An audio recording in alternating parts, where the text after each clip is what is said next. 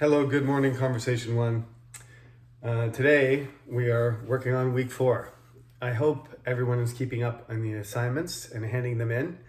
Usually I just let a few weeks go by and collect them, and after I have some, multiple assignments from you, start to give some feedback. I started to look at them so far. Some of them are done very well, and some of them need some work. So let me start out today by just outlining a few things that I'm looking for, okay? So the midterm exam is basically designed to test your speaking ability, right? You have to listen, you have to be able to understand the questions that I'm asking you, but that shouldn't be a problem because by the time we get to the midterm, we're going to have a pool of 6 or 7 questions and you'll know which questions are coming. So the comprehension shouldn't be a problem. And I think that's fair because most of you are freshmen, and whether we're doing it on Zoom or in real life, it is intimidating to be interviewed by somebody who has a good command of the language. If I have an interview with a person from Quebec whose first language is French and they've been teaching French for 30 years, I'm certainly going to be nervous about making mistakes in French. So likewise, that's going to be the case for you. We are going to do it on Zoom. The coronavirus cases are kind of staying steady at between 400 and 500 cases, despite, vaccines being given and restrictions, and the spring weather is supposed to be helping, but doesn't seem to be going down. There was a mandate in Gyeonggi-do and Seoul that all foreigners should get tested, but I think they just yesterday retracted that decision because, of course, it is kind of discriminatory unless there are higher rates of coronavirus amongst foreigners. But if you mandate that everybody get tested at the same time, what I was seeing is hundreds of people waiting at testing centers to get tested, and that's not social distancing. So there's kind of a problem with getting everybody tested in a small window. So I think the Korean government has realized that that wasn't a good idea, but we're still dealing with hundreds of cases of coronavirus every day. It feels like it's not a big deal because I think everybody's adjusted, but this is our routine now. So normally I would like you to come individually to my office and I would like to interview you one by one, but we will do it on Zoom. That means that we'll have to set up a schedule. This is already week 4 and the midterm is scheduled for week 8. So let me just say, we're going to do 5 of these homework assignments. And when those 5 homework assignments are completed, I will set a Zoom date for us to have a class, okay? Each conversation class, there are 3, will have a separate, on your day, at your time, we will have a Zoom information session where you will get your schedule and I will explain exactly how the interviewer is going to proceed. But basically, when you're doing these homework assignments, I'm explaining a topic and I'm talking a little bit about vocabulary and how to put together sentences and how to be organized and how to use criteria to, plan your answer, and doing a little bit of advice on, technique and here and there pronunciation. But generally, I'm just explaining the topics and trying to give you ideas. Now, when you sit down and you do your homework and you write your half a page, it's an open-ended question. So you have to organize it the way you want. So I've gotten a few emails saying, like, can I write it like this? For the job assignment, I actually wrote in the uploaded notice, write about the disadvantages and advantages. Actually, I'm not really concerned. You can only talk about the advantages if you want, but I think it's reasonable if you really want a job. If you're talking about a job that you really want, or you really want to know realistically, is this job attractive? You should mention the good things and the bad things. No job is perfect, okay? But that's not really a requirement. You're not gonna lose points because you didn't name every advantage or disadvantage. I just want you to pick particular things and explain them well, and using good English, right? Using your English ability. Demonstrate to me that you have good vocabulary, your grammar is good, the syntax is in order, and you can connect your ideas one to the next. There's going to be a certain amount of nervousness that goes on. All of that is understood. The thing is, you only have about 2 minutes maximum per answer. Okay, more like a minute and a half. I'm only giving you 2 questions on the midterm. Okay, so generally, in the past, just to get everybody comfortable, the first question is going to be introduce yourself. Okay, because this is conversation 1. Everybody should learn how to introduce themselves properly. So when we do the Zoom introduction, and when we do the Zoom information session, we will specifically talk about how to introduce yourself well. Okay, so that'll be the first question. And then of the other 5 topics, like today, cities around the world, about jobs, or I think the next one is animals, wildlife. So you'll have introduction, your self-introduction, plus 5 or 6 other topics, and I will choose randomly from those other topics, and that'll be your second question, and that's your interview, which will last only about 5 minutes. So the other thing to consider is you don't want your answer to be too short. I don't want an answer that's 30 seconds, and I don't want an answer that's 5 minutes. 5 minutes is getting close to a short presentation, but this is an interview. So I want a good length answer, and usually students want to know, well, what exactly does that mean? Around a minute and a half. It doesn't have to be exact. Give enough to develop your answer, to explain yourself well, and to say, and to finish your answer, right? For it to be complete.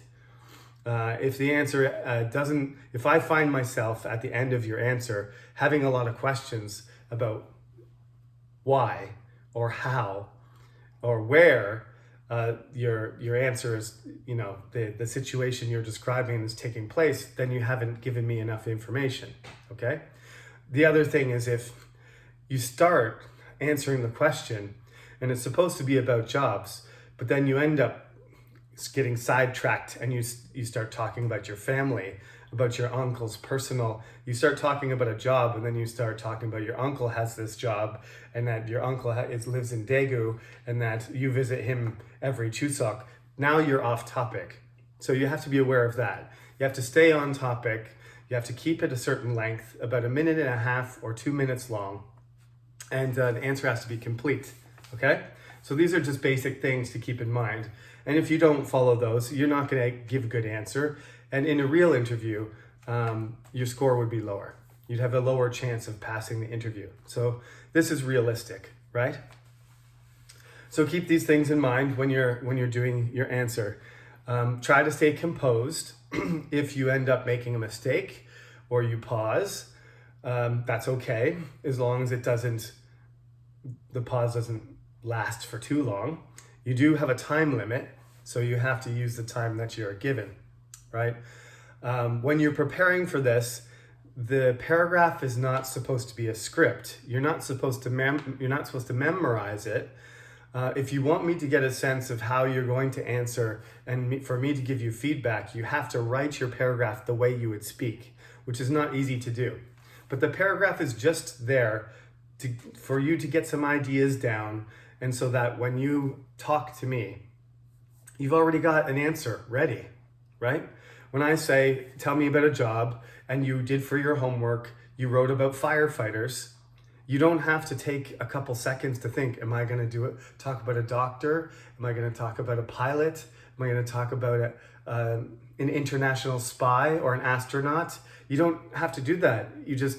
You're already ready. You already know you're going to talk about firefighters and how it's a dangerous job and how they have night shifts and how they save people and people respect them, but it's a lot of hard work and they don't have a very high salary, but they end up being here. But whatever you want to talk about, all of that stuff should be there, but you don't have to, memorize and say exactly the sentences that you wrote in your homework. That's not the point. The homework is just to get the ideas there so that they're ready for you to express verbally when I ask you the question. Okay? Okay. So now that that's taken care of, we have done 3. Well, we haven't done 3 because I'm assigning still 1 week ahead. So this will be week 4, and this will be assignment 4, right? So the topic is about cities around the world. Now, just like our other topics, as I said, the criteria thing is not going to go away, and hopefully it doesn't annoy you that I keep bringing it up. But how are we going to compare, what cities in the world are the best? You can do it just by discussing the particular things that are there. Well, I like amusement parks. The best amusement park is in Toronto. It's called Canada's Wonderland, and it has the biggest roller coasters, and it's got my favorite characters, and it's not that far from my house, and it has water slides, and I have great memories there. So I'm just going to choose Toronto because Canada's Wonderland is there. That's probably not enough, right? That's why you say criteria. But if you describe a city, sometimes you just describe a city based on your feelings, right? Not just by the things that are there. Sometimes it's a kind of less of an analytical thing. So you can go both ways, right? You can talk about cost of living. You can talk about pollution levels. You can talk about population size. You can talk about number of schools and number of hospitals and all this kind of stuff. This is what they do when they're measuring cities, when organizations do it. But they also take surveys and say, again, just like the happiness stuff, I think that was in conversation 3 that we did the happiness chapter. But when you want to find out how happy people are, it's a very subjective thing. So you basically have to walk around, or you have to phone, or you have to send emails or collect data somehow and say, on a scale of 1 to 10, how happy are you about your environment? Give me a number, 1 to 10. And how happy are you with education? How safe do you feel, right? How happy are you about your job situation? How happy are you about your cost of living? So the extent to which you like a city has many factors, and they don't have to be based on criteria. It can just be that your parents lived in this city and your grandparents lived in this city and your ancestors lived in this city, so you have a special place in your heart for that city. That's a possible answer. I'm not concerned about how logical it is or how emotional or how analytical your answer is. I just want you to tell me, why this city is attractive to you, okay? So they've got all kinds of different information here, but the question here, I'm not going to just ask you to describe one city. I want you to compare 2 cities. So usually what I do here is, I know there's some international students, so I would like you to compare a Korean city to a city from another country. So you might have to do a little bit of research here, which is good. I would like you to do that. Do it in English if you can. It's always good. Naver works differently. Naver's got a different organization. It provides you with information in different orders, and it's different. The navigation is different. So it's good for you to practice with Google because Google provides you a lot more information in English. If you want to search for something in Korean, Naver is so much better. Google doesn't know what it's doing, even though they try. But in terms of English information and information from other countries, Naver doesn't really cut it. You're going to have to use Google if you want some good information.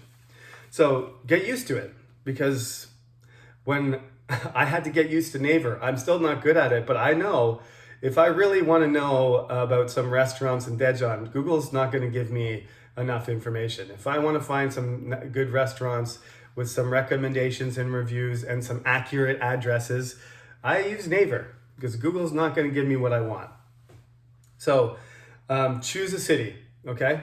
Hopefully some of you will choose, Daejeon or Daegu or Busan or Gwangju or any other city. It doesn't have to be Seoul, okay? In the book, they compare Seoul and Sydney. I posted a video. I found this foreigner, dare I say. We don't usually say foreigner in English. It always sounds strange. In Korean, we always say 외국인. But anyway, it's a person. I'm not sure what country they are from. An English-speaking country. Their YouTube name is Korean Ollie, and this person reviews different cities. I just wanted to find one that reviewed Daejeon, because everybody forgets about Daejeon, and I've lived here for like 14 years. So one year I asked for an assignment. I asked all the students to write me a paragraph advertising Daejeon, and I'm sorry, but they were pathetic. There was really nothing, like nobody could come up with anything. They were just like, well, there's a good bakery in Uningdong. High school kids go shopping there.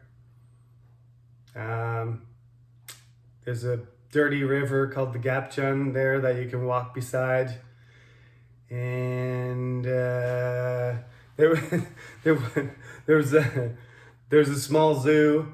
It used to be called Old World. Now it's called the Daejeon Zoo. There's more than just that. There's lots of stuff to do in Daejeon. Of course, it's not Seoul. Of course, it's not the entertainment capital and business capital of Korea. But Daejeon isn't empty. Anyway, this person does a little bit better than my freshman students did. You don't have to watch the whole video. I think it's like 16 minutes long or something, but it's called The 5 Best Cities in Korea That Are Not Seoul, Busan, Daegu, Jeju, or Incheon. So I guess that means Daejeon's in the top 10, okay? Anyway, I make fun of Daejeon all the time. I'm allowed. I'm a Daejeon citizen. But sometimes I like to when Seoul people say, where are you from? And I say, I'm from Daejeon. They're like, where's that? Or, oh, that's the countryside. Sometimes I get a little bit, patriotic, and I want to defend, my, what I consider my Korean hometown. It's a great place. Daejeon is a great place to live. The question is, why would you come and visit? This person does a good job of pointing out some good things about Daejeon, some reasons why you might want to swing by for a couple days, especially if you were going to do like a Seoul, Daejeon, Daegu, Busan kind of trip if you're a foreigner. So let's get back to the topic. There are particular things about Daejeon that you could emphasize if you were comparing it. It does have advantages over Seoul. Head to head, I prefer Daejeon over Seoul. But remember, I don't want you to compare Korean cities. I want you to compare a Korean city and an international city from somewhere else. I don't care if it's Moscow or Manila or Paris or Toronto. Doesn't matter. Okay? Rio de Janeiro, you choose. If you don't want to choose a Korean city, that's also fine. It has to be at least one international city. But I figure most students usually want to choose one from their home country. If you're from China, then you can't choose 2 Chinese cities, right? Or if you're from Bangladesh, or if you're from Kazakhstan, or Uzbekistan, or Vietnam. I have students from all, if I miss some countries, I apologize. Choose one from your home country that you know well, but then choose one from another country, okay? So it's got to be from at least 2 different countries. You can't be doing Korea versus Korea, Vietnam versus Vietnam, okay? I need you to compare 2 cities from 2 different countries. Everybody got that? I'll write that in the assignment description. So please follow the instructions. I think by now, this is the 4th assignment. If you don't follow the instructions and you don't listen to the lecture, I'm going to have to reduce your homework score because that's just not following the instructions. And you got to do that. Okay, so when you're doing these comparisons, you're going to write sentences. It's not a list. I want a paragraph because when I ask you this, I'm going to say, would you compare 2 international cities to me? And you're not going to spit out a list like a computer. You're going to have to say things like, well, let's pick 2 cities here. I'll do Toronto and Daejeon, okay? First of all, Toronto is larger than Daejeon, okay? First of all, Daejeon, despite the fact that Toronto is larger, Daejeon is more crowded than Toronto is because it's more dense. Daejeon has more apartment buildings and the area that it covers is smaller. So when you're downtown Daejeon, it feels like downtown Toronto, but when you get to the edges of Toronto, there's houses and suburbs everywhere. But Daejeon is dense pretty much all over. The apartment complex cover the entire city. So wherever you go in Daejeon, it's dense. So the density is different, right? Daejeon is more dense. It's more compact. And where Toronto is more spread out, right? Toronto is the biggest city in Canada, right? That's a superlative, biggest, right? Daejeon is not. Daejeon is, what are we now? 5th? Seoul, Busan, Daegu, Incheon, Daejeon? 5th, I think. Okay. Toronto is the most expensive city, so there's superlative again. You're going to use more comparatives though. Daejeon is closer to the capital city of Seoul than Toronto is to Ottawa. Ottawa is actually the capital city and Toronto is not. So it's a pretty good drive, about 5 hours, and there's no KTX. So you can get the KTX to Seoul from Daejeon in about an hour. But the only option you have is to take the slow train, which is probably going to take you, 6 hours or so, I guess, to Ottawa, maybe more, and be expensive. Or fly down the highway as fast as you can, maybe get there in 5 hours. So the public transportation in Daejeon is better than Toronto, for sure. The air quality in Toronto is better than Daejeon. That's probably because of the density. It's less dense. There's less industry nearby. What else can I say? It's more expensive to live in. The cost of living in Toronto is higher than Daejeon. There are more houses in Toronto than Daejeon. There's all kinds of different things you can start to compare. And you don't always have to say, you don't always have to use a comparison. You can also say Toronto, because so many Canadians love hockey, there are many hockey arenas in Toronto, right? In Daejeon, there is only one. You don't have to use a comparison. So I could say there are more hockey arenas in Toronto than Daejeon, but I can just observe the fact that there are many. There are many hockey arenas in Toronto, but there is only one in Daejeon. For all the 1.5 million people, there's only one hockey rink. Breaks my heart. Okay, so these are the things that you need to compare. Daejeon is inland. Daejeon is not next to a body of water. It has a river called the Gapcheon, whereas Toronto has Lake Ontario, which is a gigantic lake that almost looks like a sea, and that's the southern border of the city. And there's an island. There's actually an island called Toronto Island as well. So you can be descriptive of each city and say the unique things that it has.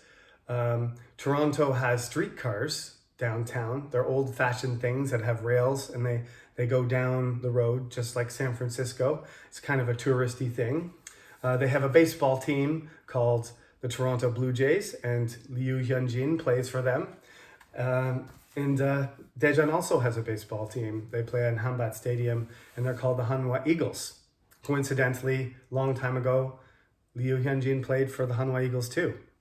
Okay, so that's what I want you to do for this next assignment. Remember, first you got to do the vacation one. That's the next one. Let's do next week. And I'm working still. These topics are 1 week ahead. So 2 weeks from now, you got to compare cities, okay? Choose 2 cities, international cities from different countries, and use comparisons, use the comparative form and the superlative form, and go back and forth and show things about weather, entertainment, cost of living, nightlife, things to do, public transportation, right? Population, density, location of things, all kinds of things, businesses, job opportunities, education, healthcare, safety. They have a list of things on page 26 and 27 you can look through. And then, of course, they have an article describing Sydney there, okay? But I would like you to make a paragraph that compares 2 cities, okay? So you know what to do. I am recording again on the weekend, so I will be uploading this sometime on Monday. So the weather is cold and dreary today, but it's supposed to warm up this week. Please be careful. Continue to be careful and wear your masks. I know everybody's tired of it, but just be careful and everything will be fine. And sooner than later, we'll be out of this pandemic and be able to see each other in a normal social environment again. Thank you for listening and have a great week.